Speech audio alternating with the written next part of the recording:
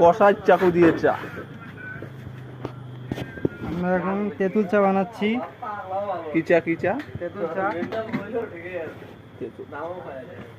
প্রথমে তেঁতুল দিচ্ছি, পরে লবণ দিচ্ছি, পরে মরিচ জব করতেছি। আপনারা দেখেন সবাই কিভাবে তেঁতুল চা বানায়,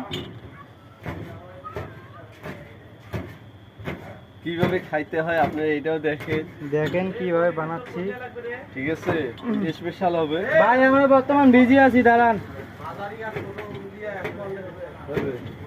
মরিচ এভাবে কাটবেন, তারপরে এইভাবে খাইতে হবে না না এভাবে মরিচ কাটবেন, কাটার পরে এখানে দিবেন। এই কাপের ছবি তোল।